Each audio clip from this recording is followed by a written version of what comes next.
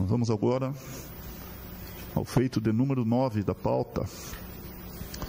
Relatoria do Dr. Rodrigo, participação do Dr. Guilherme Gonçalves, do Dr. Marlon, está presente. Aí, Dr. Marlon. Consta segredo de justiça, liberado. De minha parte, excelência, liberado. Dr. Guilherme, com a palavra. Eminente desembargador presidente, eminente juiz relator, doutor Rodrigo, eminente doutora Flávia, demais juízes, desembargador Penteado, a quem envio desde logo meu abraço especial. O caso trata já de matéria bastante debatida por essa egregia corte que diz respeito à fraude de cota de gênero. O caso aqui é eminentemente fático-probatório. Entretanto, eu queria ressalvar, justamente para poder fixar o critério hermenêutico-analítico que me parece correto para dirimir as questões fáticas desse caso, o fato de que meu cliente é o vereador eleito, que em nenhum momento dos autos e, sobretudo, em relação à própria dilação probatória que fora realizada, há qualquer alegação de que este vereador em específico tinha conhecimento ou participou ou, de alguma maneira, teve algum tipo de conexão direta com a suposta fraude. Na verdade, ele é beneficiado, dentro daquela linha que já expus essa egregia corte, pelo fato da eventual comprovação da fraude de gênero resultar na nulidade do DRAP, do demonstrativo de irregularidade de atos partidários, numa espécie de responsabilidade objetiva que tem como consequência a cassação de mandato de todos os aqui eleitos. Não divirjo disso. É a linha que vem do precedente de Valença do Piauí, naquele já notório recurso especial, onde atuaram duas grandes amigas minhas, a grande, hoje, nobre deputada Margarete Coelho, que é inclusive a relatora do Código Eleitoral, e a doutora Jorge Nunes, que, a meu orgulho, é a madrinha de consagração à Nossa Senhora do grande João Vicente Cleve Gonçalves. De todo modo, eminente relator, aqui, portanto, é necessário, tendo claro que estamos diante de uma circunstância que tem essa característica de poder fulminar mandatos popularmente conferidos por conta de uma espécie de relação de necessariedade, de relação de contaminação, mesmo que o indivíduo que ganhou a eleição não tenha, de modo algum, participado nessa fraude, é evidente que o ônus probatório argumentativo, como essa corte tem reconhecido em diversos precedentes, até contra casos que sustentei aqui, lembro, na última sessão, aquele caso onde teve o registro, que por conta das datas, até no voto de vistas do Dr. Roberto Tavanaro foi bastante específico, e mesmo esse caso relatado pelo eminente doutor Tiago. Portanto, há que se ter um ônus probatório, há que se ter a prova absolutamente incontestável e robusta da existência da fraude à cota de gênero.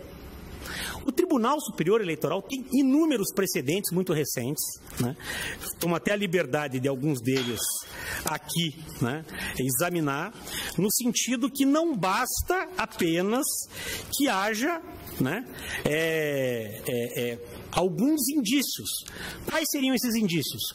O fato da candidata não ter feito campanha, o fato da candidata não ter tido votos, o fato da candidata ter alguma relação direta com algum beneficiado direto. É a esposa do candidato, é sobrinha do candidato, e tudo isso deve ser ainda consubstanciado por uma fraude, por uma prova de um mínimo de conhecimento dos dirigentes partidários ou dos vereadores beneficiados.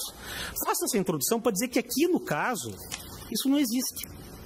E não existe por uma série de questões. Vendo os depoimentos... Primeiro, uma questão que me chamou muito a atenção, eu adianto que eu fui constituído apenas para depois do proferimento da sentença, mas algo que me chamou a atenção é que há uma análise probatória, data máxima vênia da magistrada de primeiro grau, absolutamente equivocada. Duas testemunhas prestaram depoimento.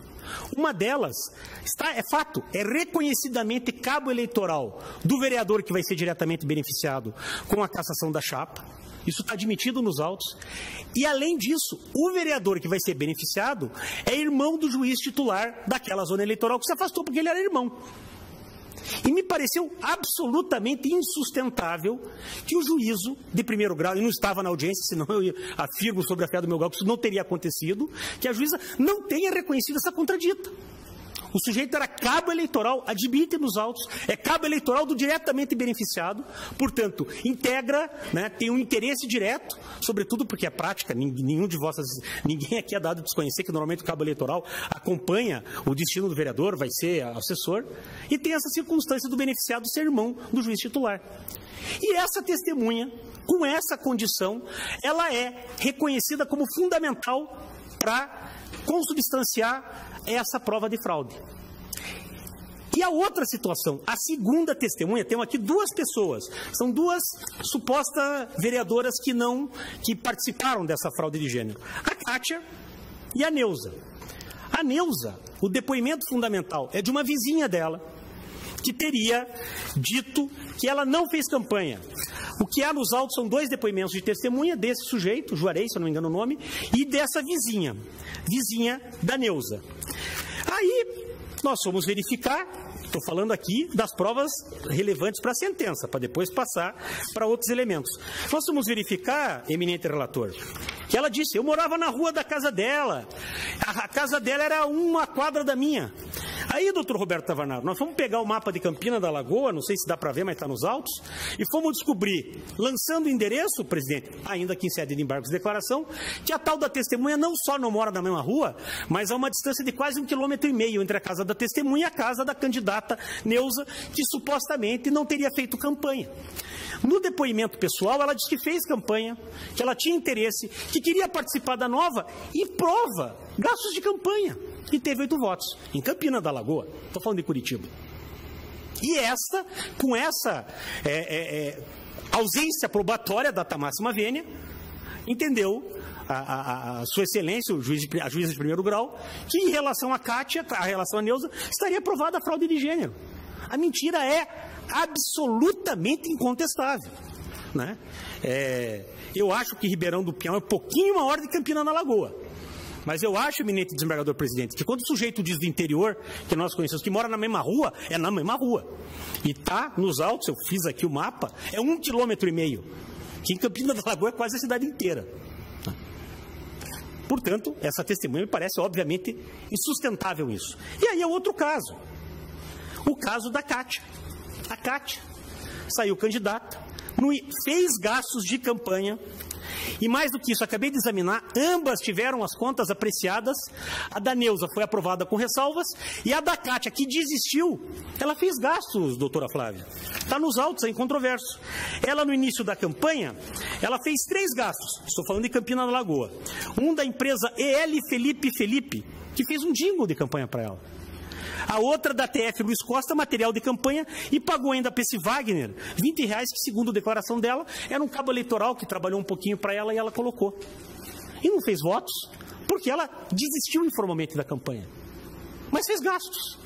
E os depoimentos testemunhais nada dizem a respeito dela, mas há o depoimento dela explicando, na linha do precedente do caso lá da vereadora, agora me esqueci, se eu não me engano, é Sudoeste, uma cidade do Sudoeste, que foi aquele que o doutor Roberto Tavanaro votou, que ela disse, eu desisti informalmente porque eu era dentista, ou seja, dentista, esposa de um ex-prefeito que não saiu candidato e disse, nos primeiros dias de campanha, e declara isso nos autos, eu desisti porque a minha patroa, ela trabalha no consultório, não me deixava sair para fazer campanha. Eu achei que ia ter muito voto porque o meu ex-marido é ex-prefeito da cidade, mas a campanha não repercutiu e desistiu. Me indague-se nos autos alguma prova em relação ao conhecimento do partido prejudicado, 0. Se ainda que seja uma causa de pedir remota, de que a fraude teve participação dos outros, 0. Prova, 0. E aqui ambas prestaram contas. Indago a vossas excelências.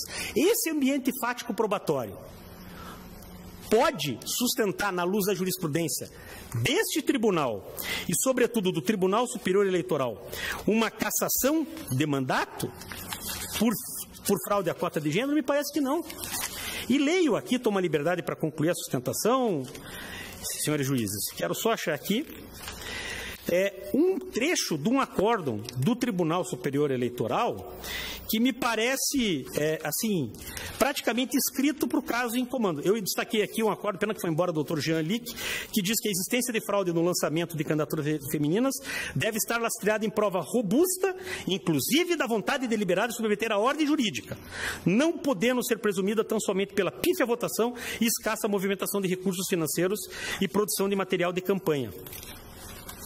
E aí eu pego um precedente de lavra do mais do que comemorado Tarcísio, eminente processualista, eminente juiz representante dos juristas, que diz: mérito, e aqui concluo a sustentação, senhor presidente, a falta de obtenção de voto, a ausência de movimentação e gastos de campanha, a propaganda ínfima e a confessada desistência tácita de campanha eleitoral podem até configurar indícios, concluo, presidente, mas não bastam para reconhecer a ocorrência de fraude na composição da cota de gênero, para a qual se exige prova robusta, mormente tendo-se em consideração as graves sanções advindas da procedência da ação impugnatória. E aqui me parece a conclusão perfeita para reformar esse precedente em exame, a afastar a possibilidade de condenação com base em presunções. A sentença presume que, diante desses fatos, haveria fraude à cota de gênero. Insisto eu, eliminada essas questões, pela fato da prestação de contas, da prova ainda que mínima da vontade de fazer campanha, aqui nós ainda recorremos, e aqui concluo, a incidência do artigo 368-A do Código Eleitoral, que diz que nenhuma sentença cassatória de mandato pode se dar com base em prova exclusivamente testemunhal. Aqui nem a prova testemunhal presta, porque a testemunha, que efetivamente podia sê-lo, mentiu conforme em controvérsias dos autos. Por isso peço a reforma da sentença que cassou o mandato do meu cliente Zezinho.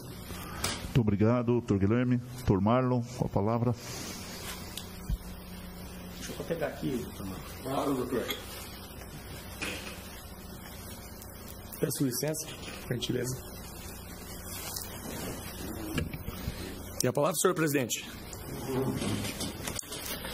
Muito boa tarde a todos, meus cumprimentos a todos os excelentíssimos nobres julgadores, senhor presidente, aos desembargadores, juízes que integram essa corte. É um privilégio estar aqui à presença de Vossa Excelência. Parabenizando também o doutor Guilherme pela excelente oratória na sua sustentação oral. E ele perguntou aqui, na sua sustentação oral, se esse ambiente fático probatório pode sustentar a cassação da chapa. Se o ambiente fático probatório que o doutor acabou de argumentar aqui existisse, realmente não sustentaria a cassação da chapa. Ocorre que parece-me que algumas coisas aqui não batem com o que ele disse. Peço vênia, então, para sustentar.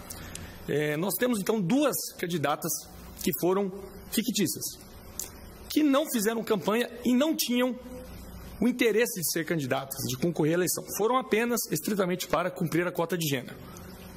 E com que eu fundamento isso, excelências? Nós temos um vídeo, que não foi mencionado pelo doutor, está nos autos, um vídeo, onde a candidata fictícia, Kátia, confessa, perguntada por uma suposta possível eleitora: Kátia, por que você não me contou que era candidata? Está nos autos.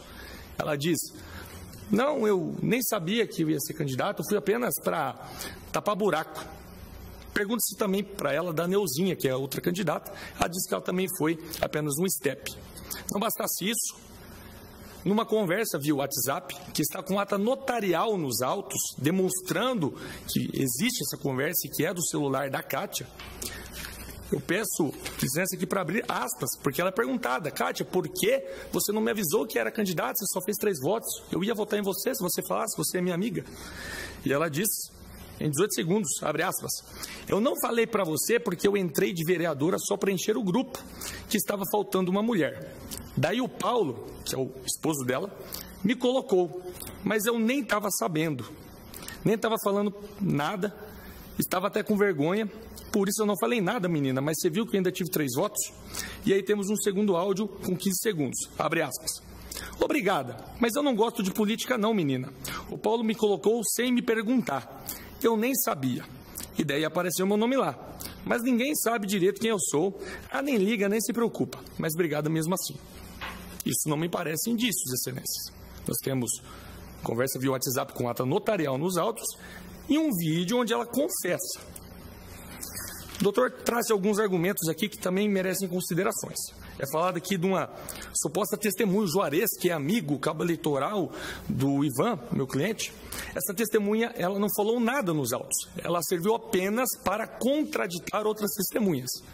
E muito embora se fosse cabo eleitoral e fosse amigo, fica precluso, não foi arguído isso no momento oportuno.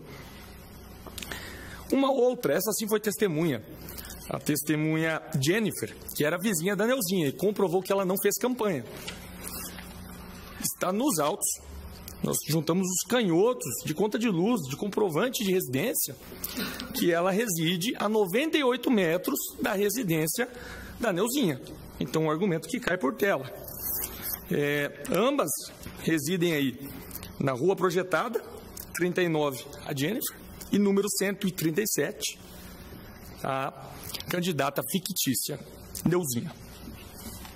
E aí um argumento com devido respeito e devida vênia, extremamente fantasioso e utópico, que o meu cliente, o senhor Ivan, que está ali, seria irmão do senhor Igor Padovani, que é um juiz, e que, ainda que fossem irmãos, supostamente esse senhor Igor Padovani teria atuado nos autos.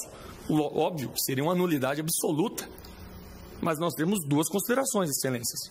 Primeiro, que o senhor Ivan não tem nenhum laço sequer afetivo com o senhor Igor Padovani. Ele tem um irmão que chama Igor, mas não é o Igor Padovani. E ainda que fossem irmãos, esse senhor Igor Padovani não atua mais na comarca e não atuou em nenhum ato processual. Não tem nulidade alguma aqui, excelências. Tudo que eu estou falando está nos autos. E é importante falar que está nos autos porque o senhor Guilherme, que fez uma excelente sustentação oral aqui no que tange a oratória, ele apenas habilitou-se, conforme dito, na fase recursal. Não acompanhou toda a instrução no início.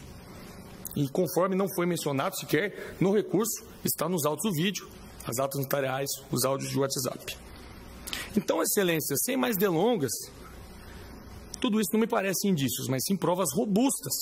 Porque além de tudo isso, nós temos a ausência de apoio familiar. A Neuzinha, a candidata Neuzinha, que sequer votou em si mesma. E como nós sabemos se o voto é secreto? Embora o voto seja secreto, nós podemos saber a sessão em que ela vota. E ela vota na sessão 102, em Campina da Lagoa, onde não teve nenhum voto. Nem ela votou em si mesma, mesmo dizendo e confessando que foi votar no dia, mas não votou em si. E aí, nenhuma prova de rede social, tudo aquele conjunto de indícios que, junto com essa prova robusta de, inclusive, confissão, não deixam nenhuma dúvida de que, infelizmente, a legislação eleitoral foi burlada, foi maculada, foi fraudada, para que, com duas candidaturas fictícias de mulheres, homens fossem lançados, e aí, por si só, tendo mais votos de legenda, tudo aquilo para, enfim, ensejar na eleição do senhor Zezinho.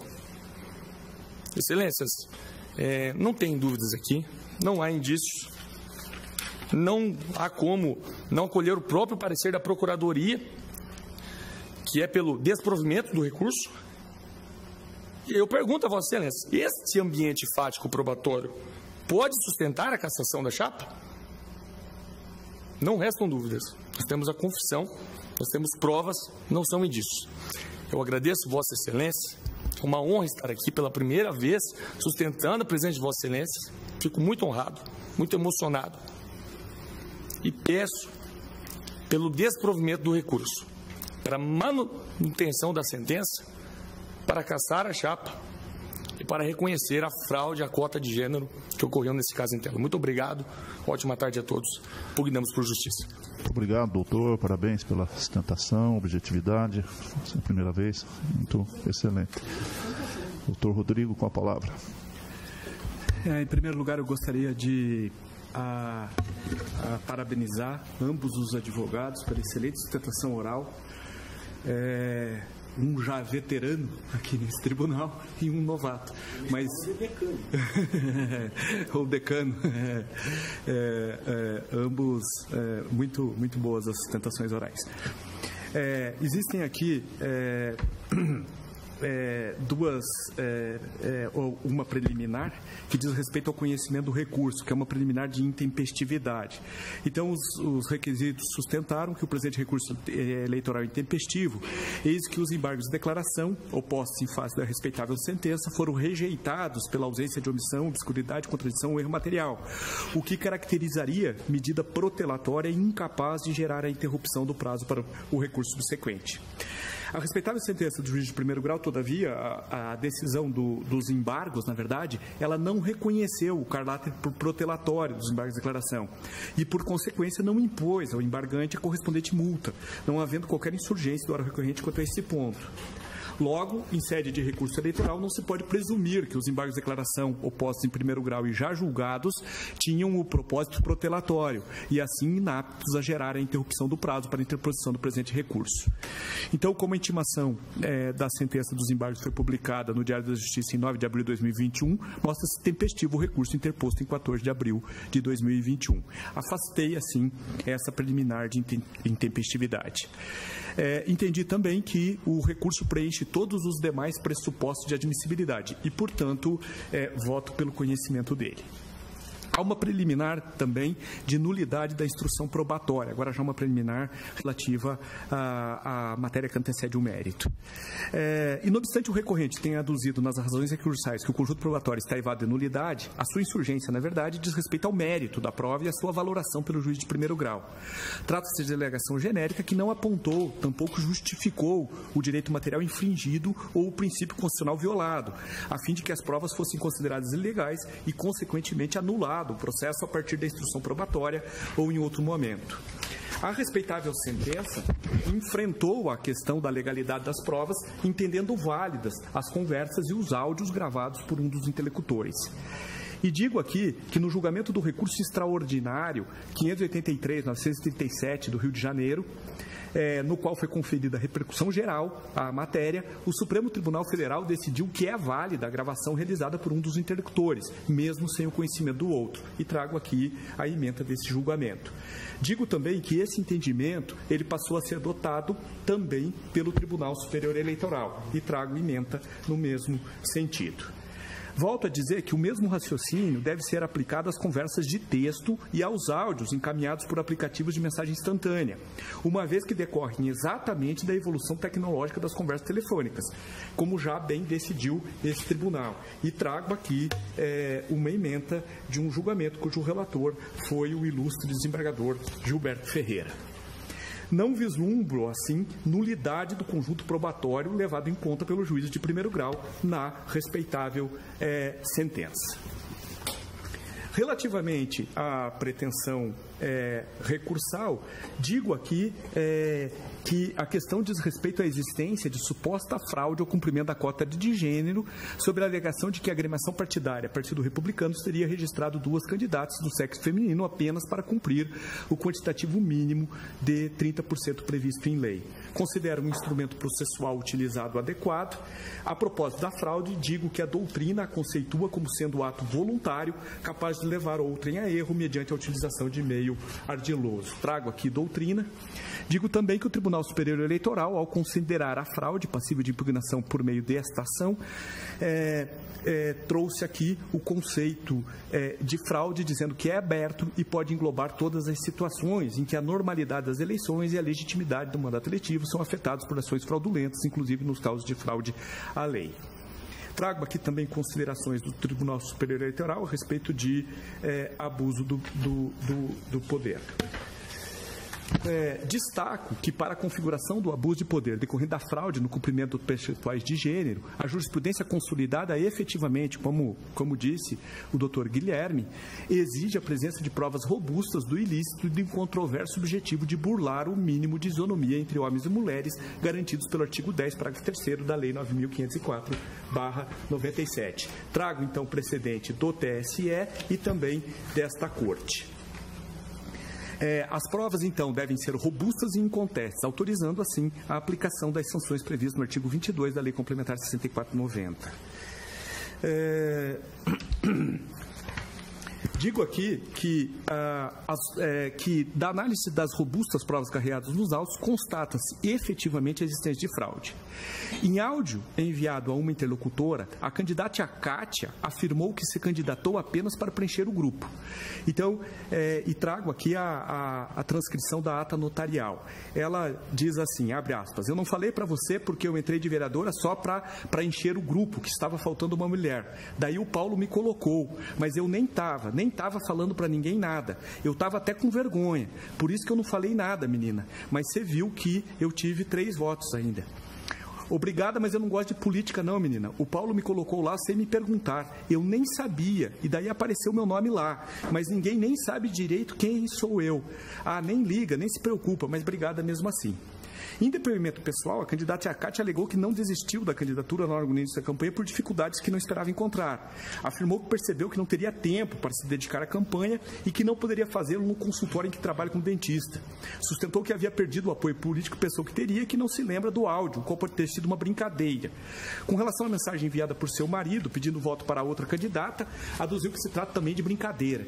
Disse não se lembrar do áudio enviado em que afirma não gostar de política e que seu cônjuge foi quem a registrou sem seu conhecimento prévio. Essa versão apresentada, digo eu, apresentada pela mencionada candidata, evidentemente não se sustenta. Afirma que não se recorda das conversas, mas também não sabe dizer quais pessoas iriam apoiar sua campanha, nem mesmo seu número de candidata. E, não obstante conste em sua prestação de contas alguns poucos gastos relativos ao material de propaganda, esses gastos foram doados e pagos pelo partido, o que, em casos análogos, costuma caracterizar propaganda conjunta entre o candidato da majoritária e o da proporcional. Demais disso, na prestação de contas foram juntados nossos fiscais de gastos realizados por outros candidatos, sem a comprovação de que tenha recebido doação desses candidatos. Embora a desistência informal da candidatura, por si só, não seja suficiente para a caracterização da fraude, no caso, a própria candidata afirmou em gravações que não tinha intenção de realmente se candidatar, mas emprestou o seu nome para completar a lista. A se considerar, finalmente, a falta de clareza e solidez do depoimento pessoal, a não realização de campanha, o não comparecimento a atos políticos partidários, a votação próxima de zero, o parco gasto eleitoral, o que, em conjunto, representa quadro probatório robusto para a conclusão pela existência de fraude. Quanto à candidata Neuza Aparecida Pedroso Fonseca, as contradições são ainda maiores. Alegou em depoimento pessoal que postou propaganda eleitoral na rede social Facebook, mas teve que apagar porque a memória de seu celular não seria suficiente.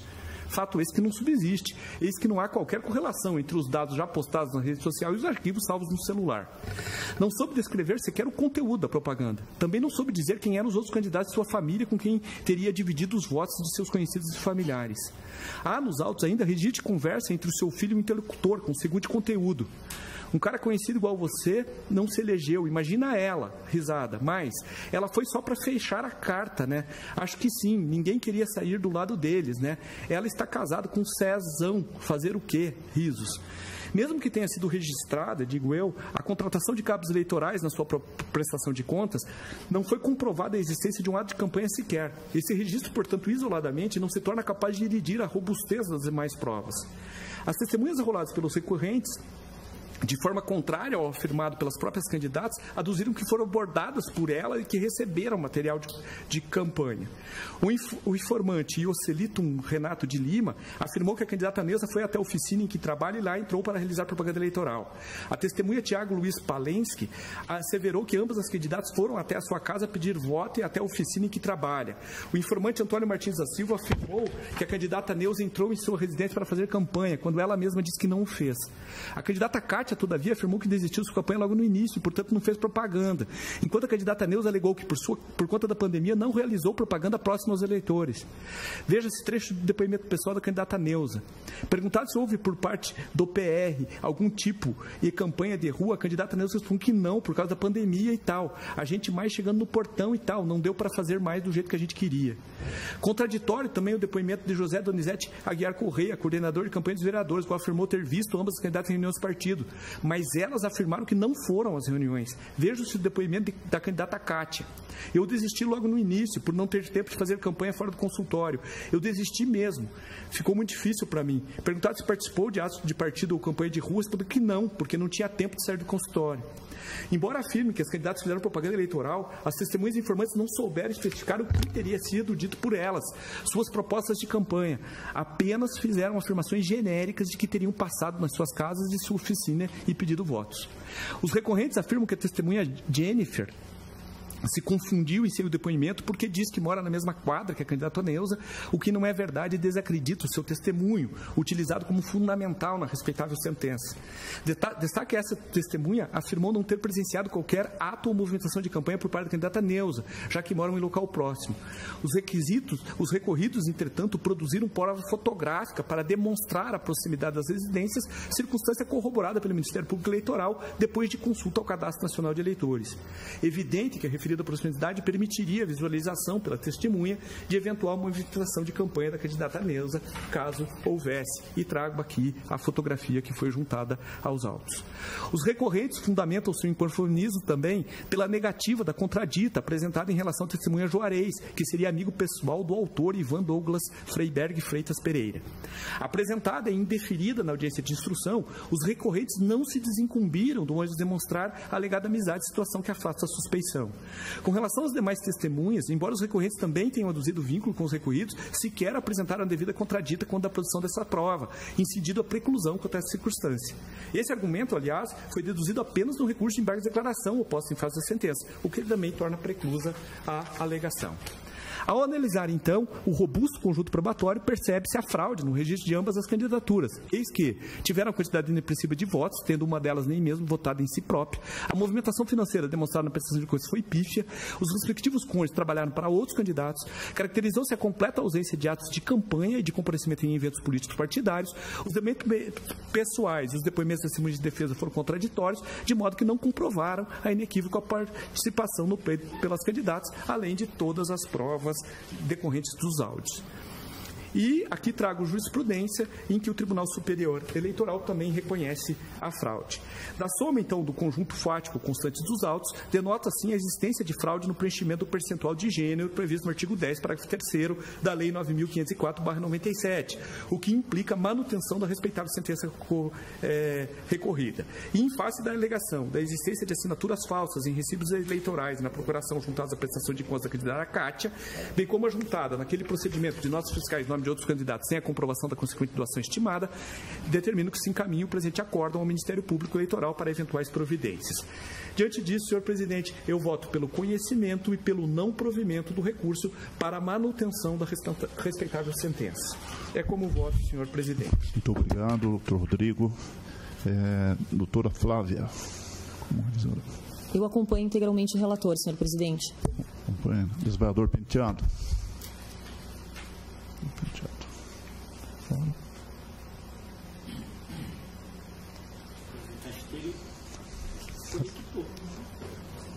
Também acompanho, senhor presidente.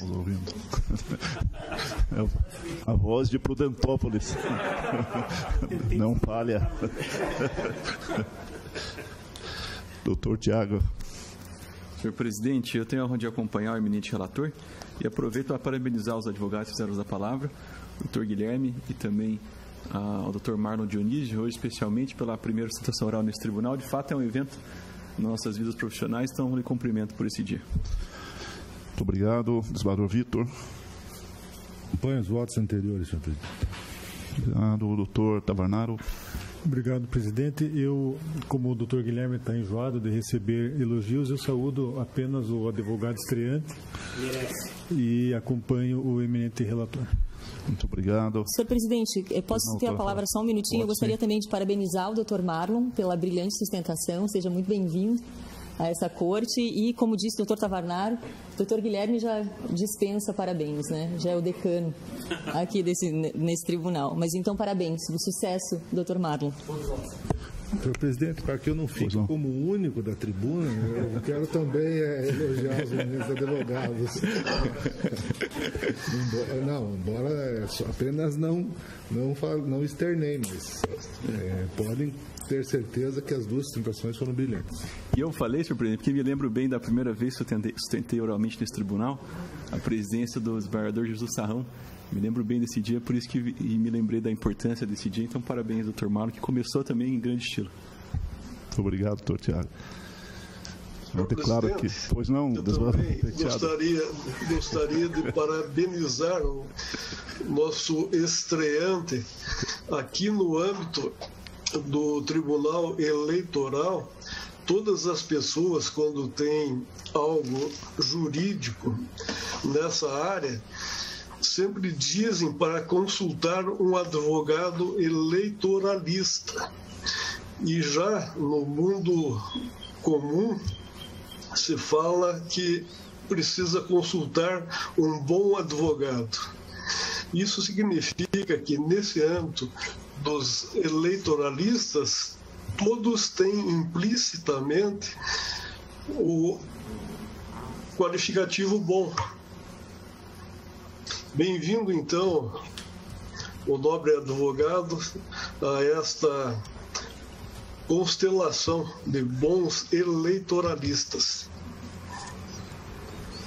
Senhor presidente, aproveitando esse momento festivo, só gostaria de fechar fazendo um comentário. O doutor Marlon e o doutor Guilherme agora me fizeram lembrar algo que o desembargador Telmo Xerém me contou uma vez, quando ele era muito jovem, iniciando na carreira, uma das primeiras sustentações orais que ele fez. Do outro lado estava o professor Egas Muniz de Aragão. Então, enfim, e ele disse que foi uma emoção muito grande, que ele teve um receio muito grande, mas que ele foi bem sucedido, e o professor Egas, sempre muito discreto, se limitou a dizer parabéns. E ele disse que aquele parabéns teve um sabor especial, porque ele admirava muito o professor Egas. E então eu vejo hoje, né, transponho essa situação, não necessariamente comparando o doutor Guilherme ao professor Egas, mas comparando essa situação de primeira, de estreia, né, do senhor debutando no TRE, né, fazendo a sustentação oral, tendo o doutor Guilherme sustentando contrariamente. Então, fica aqui registrado registrada essa admiração pela força dos advogados mais jovens e também pela excelência dos advogados mais antigos, que muita luz e muito ensinamento trazem, inclusive a nós, membros da Corte. É isso. Parabéns a ambos. Obrigado. Eu declaro que, por unanimidade de votos, a Corte negou o provimento ao recurso, mantendo a sentença e determinando encaminhamento de peças também ao Ministério Público. Doutor Marlon é de onde, doutor Marlon? Campo Mourão, Paraná. Campo Mourão. Faz parte da grande Campina da Lagoa, doutor Guilherme. Região metropolitana. Tipo Londrina de Ribeirão do Pinhal. Senhor presidente, apenas reiterar que é uma honra sustentar o lado do doutor Guilherme. Obrigado. Doutor Guilherme, o senhor quis deixar eu triste. E Campina da Lagoa tem 1.500 habitantes a mais que Ribeirão do Pinhal. Só que uma boa parte saiu de Ribeirão e foi para Campina da Lagoa. Nós temos a nossa. Parte do nosso povo está plantado lá.